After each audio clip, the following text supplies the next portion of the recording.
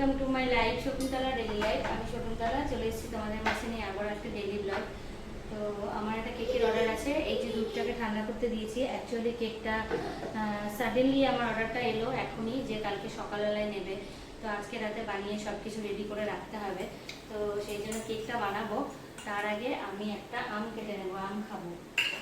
সেদিন আর্ট কম্পিটিশনে গেছিলাম মেয়েকে নিয়ে, তো ওখানে দেখেছিলাম খুব ভালো আম। তো বললো যে অনেক মিষ্টি হবে। তো দেখা যাক, আমটা কাটছি কেমন হয়, তারপরে খেয়ে নেবো আমটা।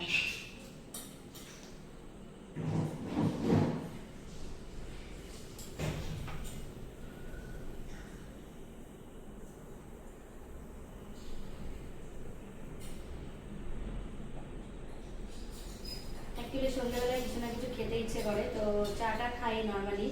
তো আজকে আর ইচ্ছে করলো না, আজকে ভাবলাম একটু ফ্রুটসটাই খাই। ঘরে এত ফল, এত আম নিয়ে এসছে।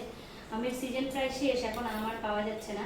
কিন্তু একদম লাস্ট সিজন অবধি আমার বাড়িতে আম আসে, বিকজ আমরা আম খেতে ভীষণ ভালোবাসি। তো সেই জন্য আমটা আসে। তো চোষা আম আমি খাবো না, এটা চোষা আম না বাবা, এটা ফজলি আম। তুমি ওইদিকে যাও, আমি তোমাকে দিয়ে আসছি, দাঁড়াও। আমি একা কি এত বড় একটা আম খেতে পারবো?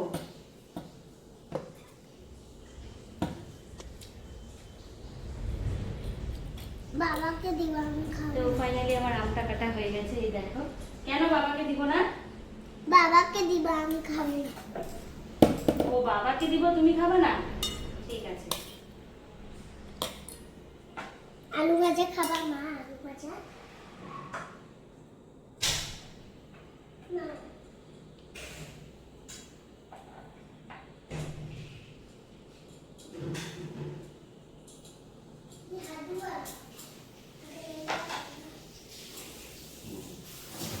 তো ফাইনালি আমার এক বাটি আম কাটা হয়ে গেছে। চলো আমটা খেয়ে দেখি কেমন।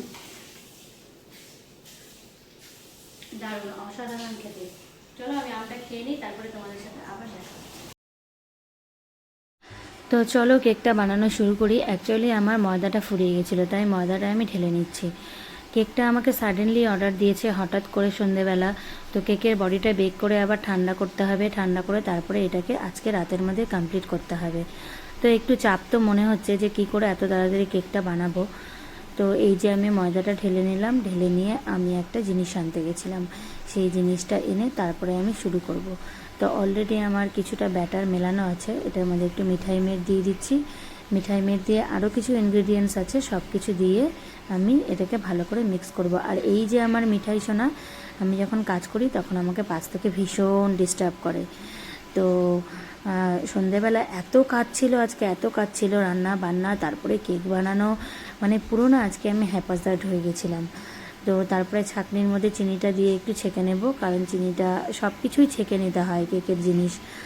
তো সাডেনলি কেকগুলো অর্ডার আসলে এরকমই হয়, একটু চাপ পড়ে যায়। কিন্তু ফাইনালি লাস্ট অবধি আমার কেকটা হয়ে গেছিলো। তো এই দেখো আমি চিনিটাকে পুরো ছেঁকে নিচ্ছি, ছেঁকে নিয়ে তারপরে এর মধ্যে আমি ছাঁকনি লাগিয়ে একটা একটা করে সব ইনগ্রেডিয়েন্টস দিয়ে আমি খুব ভালো করে মেশাবো। তো তোমরা দেখতে থাকো আমি কি করে কেকটা বানাচ্ছি। আর এই দিকে মিঠাই এসে বারবার করে আমাকে ভীষণ ডিস্টার্ব করছিল। তো আমার মোটামুটি সব কিছু হয়ে গেছে। ওইদিকে মিঠাই সোনা একটা বদমাশি করলো, ওকে বকা দিচ্ছিলাম।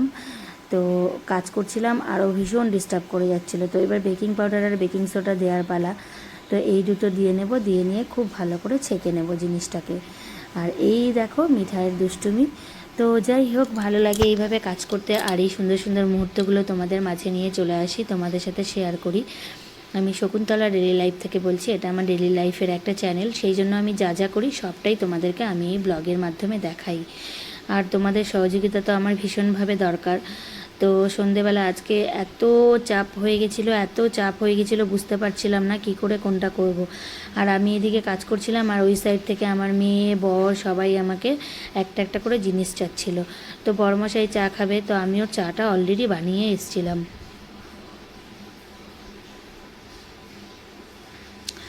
তো আমার মোটামুটি চিনিটা ছাঁকা হয়ে গেছে, তারপরে আমি এর মধ্যে বাকি ইনগ্রিডিয়েন্টসগুলো দেবো, দিয়ে ছেঁকে খুব ভালো করে মিশিয়ে নেব। তোমরা দেখতে থাকো।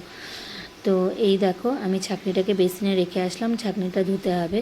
জানো তো বন্ধুরা, আমি এত কাজ করি তাও আমি এত মোটা। জানি না যে কেন আমি রোগা হই না। আমি কিন্তু ভীষণ কাজ করি, গোটা বাড়িটা আমি নিজে একা মুছি। তো আমি ওই জন্যই কাজের লোক আছে, আমার রান্নার লোক আছে, ঘর ঝাড় দেওয়ার লোক আছে, কিন্তু ঘরটা মুছি রোগা হওয়ার জন্য। কিন্তু রোগা হওয়া তো দূরের কথা, মনে হয় যে আমি জল খেলেও মোটা হয়ে যাব। তো কেকের ব্যাটারটা আমার মোটামুটি কমপ্লিট। এর মধ্যে আমি এবার এসেন্স দিয়ে দিচ্ছি, ভ্যানিলা এসেন্স, বিকজ এটা ভ্যানিলা কেক হবে। তো আমি একটু ম্যাঙ্গো ক্রাশ দিয়ে একটু ম্যাঙ্গো ফ্লেভারও আনার চেষ্টা করব কেকটাতে, ভেবেছি ম্যাঙ্গো ক্রাশ দিলে কেকগুলো খুব টেস্টি হয়। তো চলো ফাইনালি আমি ওভেনটাকে গরম করতে দিয়ে দিই। মাইক্রো ওভেনটাকে 5 মিনিটসের জন্য আমি প্রিহিট করতে দেব। প্রিহিট করতে দিয়ে তারপরে আমি এটার মধ্যে কেকের ব্যাটারটা ঢেলে খুব সুন্দর করে বসিয়ে দেব। আর মিঠাই তো দাঁড়িয়েই আছে এখানটায় দুষ্টুমি করার জন্য, সব সময় খালি কী করে দুষ্টুমি করবে। তো আমার কেকের ব্যাটারটা কমপ্লিট। তো এবার আমি এটাকে কেক টিনের মধ্যে ঢেলে আমি মাইক্রো ওভেনের মধ্যে ঢুকিয়ে দেব। তার আগে আমাকে ওভেনটাকে একটু প্রিহিট করতে হবে। তো স্প্যাটুলা দিয়ে একটু ভালো করে মিক্স করে নিচ্ছিলাম। তো স্প্যাটুলা দিয়ে এইভাবে এই সার্কুলার ওয়েতে কেকের ব্যাটারটাকে মিক্স করলে কেকটা খুব সুন্দর বেক হয়, কেকের ম্যামই শিখিয়েছিল। তো এই যে আমি কেক টিনটার মধ্যে আমার ব্যাটারটা ঢেলে দিচ্ছি, তোমরা দেখতে থাকো। তো এই যে আমার ঢালা হয়ে গেল। তো তার আগে আমাকে ওভেনটাকে প্রিহিট করতে হবে। প্রিহিট করে তারপরে আমাকে কেকের টিনটাকে একটু ট্যাপ ট্যাপ করতে হবে, যাতে ওর ভেতরের বাবলসগুলো বেরিয়ে যায়। তো এইভাবেই চলে যায় আমার প্রতিটা দিন, কাজ, সংসার, বাচ্চা সব সামলে। আর এই দেখো মিঠাই কী হারে বদমাইশি করছে আমার পাশে দাঁড়িয়ে। তো আমার বেশ ভালোই লাগে, আবার মাঝে মাঝে রাগও হয়। তো চলো মাইক্রো ওভেনটাকে আমি একটু প্রিহিট করতে দিয়ে দিই। 180 ডিগ্রিতে 5 মিনিটসের জন্য আমি এটাকে প্রিহিট করতে দেবো। প্রিহিট করলে কেকটা ভালো বেক হয়। তো চলো এবার আমি কেকটাকে ট্যাপ করে নিচ্ছি। তোমরা দেখো, এটা ট্যাপ করার কারণ একটাই, যে এটার ভেতরে যদি কোনো বাবলস থাকে সব কিছু খুব ভালোভাবে বেরিয়ে যাবে। তো এই যে আমার মোটামুটি ট্যাপ করা কমপ্লিট হয়ে গেছে। এবার আমি এটাকে মাইক্রোওভেনের মধ্যে দিয়ে বসিয়ে আমার অন্য কাজগুলো সারবো। ওইদিকে আমার মেয়ের জন্য ডিমের কারি বানাতে হবে, সকালবেলা অনেক সকালে স্কুলে যায়, ও টিফিন নিয়ে যাবে সেই জন্য। তো ওইখানে বড় মেয়ের সাথে গল্প করছিলাম আর কাজ করছিলাম। তো গল্প করতে করতে কাজ করলে বেশ ভালোই লাগে। তো আমার বড় মশাই এসে বললো আম খাবে, তো আমি ওকে একটা আম দিলাম ভালো দেখে। তো এই দেখো আমটা দিয়ে দিলাম, তারপরে আমার নাইফটা যে ছিল যেটা দিয়ে খুব সুন্দর কাটে ওটাও দিয়ে দিলাম, বললাম তুমি এটা দিয়ে কেটে খেয়ে নাও। তো আমার মাইক্রো ওভেনটা প্রিহিট হয়ে গেছে, আমি এখন এটাকে মাইক্রো ওভেনের মধ্যে বেক করতে দিয়ে দেবো। বেক করতে দিয়ে আমি অন্য কাজে যাব।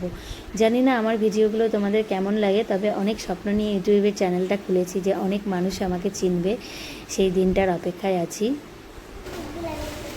এই দাঁড়াও না, এই যে মিঠাইকে নিয়ে চলে এসেছি আমরা, বাজার গুছাবো আজকে, মুদিখানার বাজার। ছাড়ো না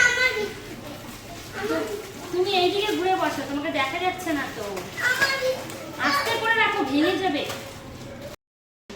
তো আজকে আমি স্কুল থেকে এসে অবাকই হয়ে গেছি, এতক্ষণ মুদিখানার বাজারগুলো গোছালাম, তারপরে হঠাৎ করে স্টোর রুমটার মধ্যে গিয়ে দেখি আমার বড়মশাইয়ের কাজ। এই দেখো মিঠাই খুব মজা পেয়ে গেছে, পুরো ডাটাটাকে দেখা, এত বড় এত মোটা ডাটা এনেছে, মানে আমি এটা কিভাবে খাবো, আমার থেকে বড় সাইজে, আর প্রচন্ড ভারী, ওঠানো যাচ্ছে না।